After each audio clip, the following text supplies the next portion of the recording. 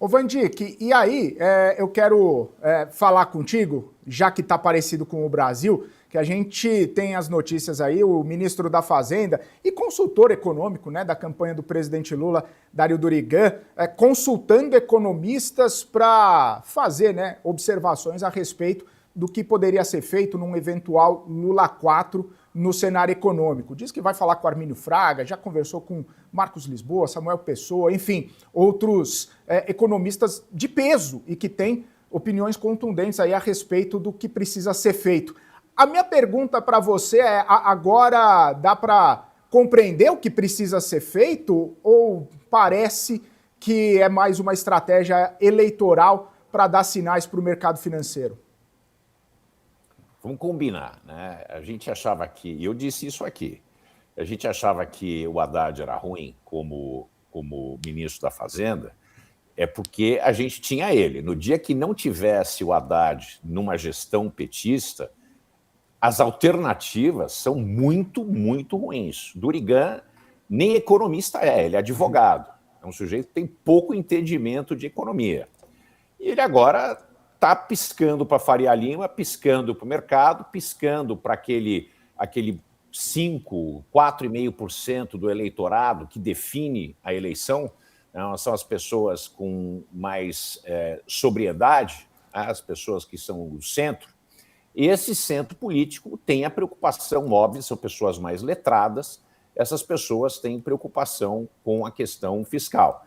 Então, ao falar com Armínio Fraga, ao falar com Marcos Lisboa, com Samuel Pessoa, falar com o Pedro Malan, que resolveram ou participaram dos problemas de inflação no Brasil e que tiveram que endereçar questões fiscais, isso é uma maneira de dar uma piscada, assim, sabe aquela piscada?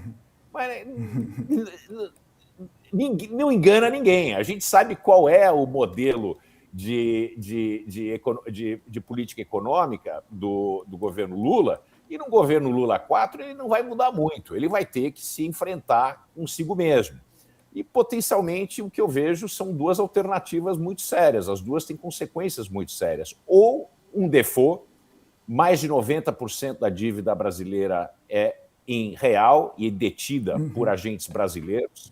Quer dizer, um default parcial, eu não vejo, principalmente nos segmentos que têm o maior pagamento de juros, que têm o maior impacto na conta de juros, essa conta é importante, talvez um default parcial nisso, ou deixar a inflação bater nos 5%, 6%, e faz isso por 4 anos, e certamente reduz a dívida nominal, potencialmente chegando em 2 dígitos, né, como a gente viu na gestão da presidente Dilma, que realmente criou um problema que o Brasil até hoje não se livrou completamente. O PIB brasileiro não voltou ao PIB, e se a gente pensar o PIB real da época, a gente continua atrás da curva.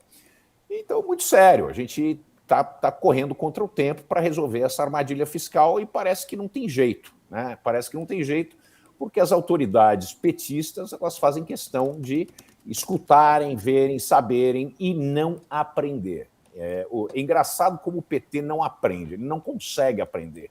Existe alguma coisa que impede o PT de aprender economia neoclássica normal e saber que a questão fiscal tem um forte peso em como se comporta a economia de uma maneira ou de outra. Agora, a minha grande preocupação aqui, que a gente não está falando, né, e eu acho que é uma coisa que a gente precisa falar, e o Brasil com toda a situação nos Estados Unidos, né?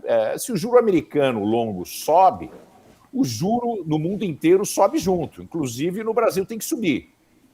Isso reduz o espaço para o Banco Central cortar a taxa de juro. Se cortar a taxa de juro, como a gente já está precificando, que vai chegar a 13,75, 13,5, estoura o câmbio.